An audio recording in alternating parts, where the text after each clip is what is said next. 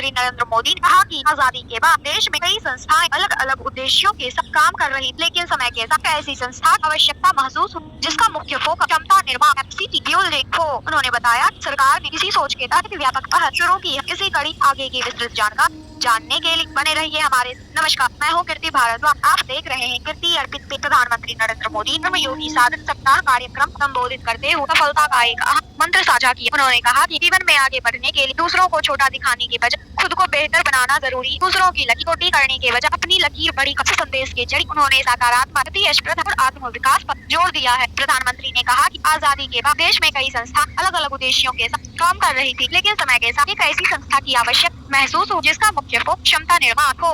उन्होंने बताया कि सरकार ने इसी सोच के तहत एक व्यापक पहल शुरू की है जिसका उद्देश्य सरकारी कर्मचारी और कर्मयोगियों की कार्य क्षमता को बढ़ाना। उन्होंने यह भी कहा सरकार में काम करने वाला हर कर्मचारी एक कर्मयोगी है और देश के विकास उसकी महत्वपूर्ण भूमिका होती है। ऐसे में उनके कौशल, दक्षता और सोच आधुनिक बना बेहद जरूरी है। इस दिशा किए जा रहे प्रयास न केवल प्रशासन को मजबूत करेंगे बल्कि देश की प्रगति को नई गति देंगे। अपने संबोधन प्रधानमंत्री कर्मयोगियों प्रेरित करते हुए कहा कि निरंतर सीखने और खुद को बेहतर बनाने की भावना ही उन्हें नई ऊंचाइयों तक ले जाएगी। धन्यवाद। आप हमसे जुड़ने के YouTube पर भी जा सकते हैं। कीर्ति अर्पित को सब्सक्राइब, लाइक कर। जय हिंद, जय जवान, जय किसान, जय बिहार की जनता, जय बिहार।